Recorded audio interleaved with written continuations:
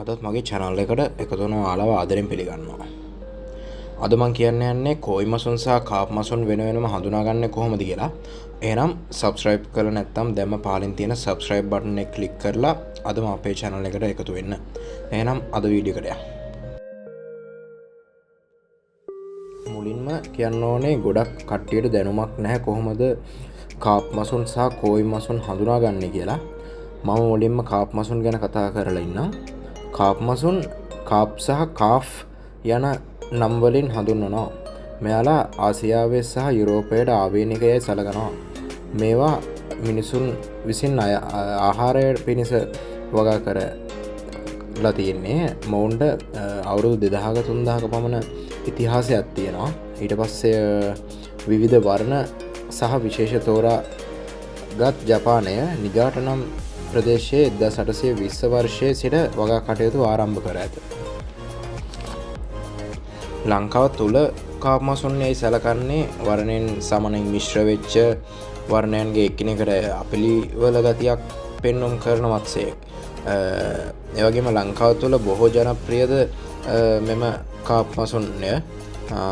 ඔවුන්ගේ පිහිනීමේ ආකාරය උපරිම වර්ධනය මිනිසුන් සමග ඇති මිත්‍රශීලී බව කෝයි මසුන්ට සාපේක්ෂව අඩු මට්ටමක තියෙන්නේ. කාප් සහ කෝයි මාළුන්ගේ පැහැදිලි වෙනසක් බලා ගන්න පුළුවන්. ඒ කෝයි මසුන්ගේ වර්ණය උපරිම වර්ධනය සහ ශරීරයේ හැඩයෙන්.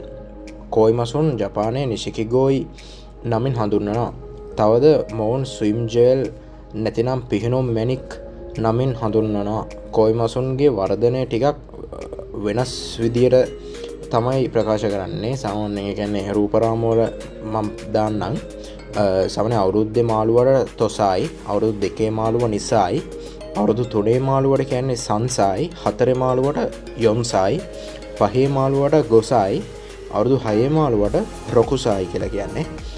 එතකොට මෙයාලා ඉපදුණුදා පටන් 6 අවුරුද්දක් අවුරුදු 6ක් පමණ කෙමෙන් වර්ධනය වෙනවා. ඒ කියන්නේ අවුරුදු 5ක 6ක වර්ධනයක් තමයි මෙයාලගේ තියෙන්නේ. ඊට පස්සේ මෙයාලා වැඩි වියටපත් වෙලා ඒ අදාළ අභිජනන ක්‍රියාවලින් කරන්න පුළුවන්. එතකොට කෝයි මසුන් වර්ග 100කට වඩා ලෝකයේ දැක ගන්න පුළුවන්. මොවුන් කොරපොතු සහිත මසුන් වාගෝයි නමින්ද කොරපොතු රහිත මසුන් ඩොයිත්සු නමින්ද හඳුන්වනවා. තවද දිලිසෙන කොරපොතු සහිත මසුන් ගින්රින් නමින් හඳුන්වන්න පුළුවන්. එතන කෝයි මසුන් වර්ග කිහිපයක් පිළිබඳ කතා කරහොත් ගොසංකේ නමින් හඳුන්වන්නේ කෝයි මසුන් අතර ප්‍රධානතම ස්ථාන තුනක් වන කොහකු, ටයිෂොසංකේ සහ ෂෝව සංශකු කියන මසුන් තිදෙනාය. කොහකු මත්ස්‍යයා පිළිබඳව කෙටියෙන් කතා කළහොත් සුදු පැහැති මත්ස්‍යයා මත රතු පැහැ වර්ධනය වේ. ටයිෂොසංකේ එහෙමත් නැත්නම් සංකේ මත්ස්‍යයා පිළිබඳ කතා කරොත් සුදු පැහැති මත්ස්‍යයාගේ නැත්නම් white color based මත්ස්‍යයාගේ රතු සහ කළු වර්ණයන් වර්ධනය වේ. ජපානයේ සුදු පැහැයට කියන්නේ සිරෝජි කියලා, කළු පැහැයට කියන්නේ සියුමි කියලා, ඒ වගේම රතු පැහැයට කියන්නේ බෙනි කියලා. ගොසංකේ හි අවසන් මත්ස්‍යයා වන්නේ ෂෝව සංශකු මත්ස්‍යය. මොහු කළු පැහැති මත්ස්‍යයාගේ ඒ කියන්නේ බේස් කලර් එක බ්ලැක් කලර්. ඊට පස්සේ ඒකේ උඩින් තමයි සුදු වර්ණය සහ රතු ඒ කියන්නේ ශිරෝජි සහ බෙනි කියන කලර්ස් එන්නේ.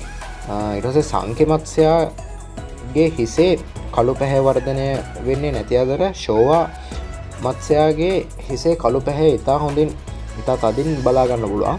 එලෙස සංකේ සහ ෂෝවා මත්ස්‍යයා වෙන් කර ගන්න පුළුවන්.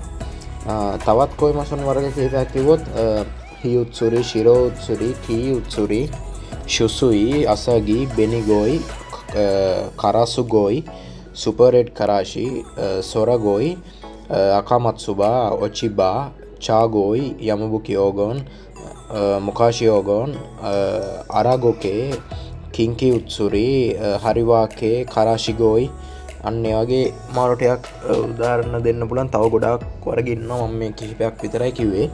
ඒතර කෝයි මසුන් සඳහා භාවිතා කිරීමට සුදුසු ආහාර වන්නේ Saki Hikari, JPD, Kodama koi food, Northfin, Masuri premium koi food ඒ වගේ දේවල් කෑමට සුදුසුයි. තවද ට්‍රීට්ස් විදියට නම් කොමඩෝ ග්‍රීන් පීස් වගේ දේවල් දෙන්න පුළුවන්. එහෙමනම් ගොඩක් දේවල් කාප් සහ කෝයි මසුන් ගැන ඔයාලට දැනගන්න පුළුවන් වෙන්නේ නැති කියලා මම හිතනවා. මේක හැමෝටම බලන්න ෂෙයා කරන්න. මොකද කෝයි සහ කාප් මත්ස්‍යයන් පිළිබඳ වැරදි ප්‍රකාශ සහිතව ගොඩක් අය හොබි එකෙන් ඈත් වෙන්න බලනවා. මම හිතනවා මේ වීඩියෝ එක ගොඩක් ඔයාලා හැම කෙනෙක්ටම වැදගත් වෙන්න ඇති කියලා. subscribe කරලා එකතු වෙන්න.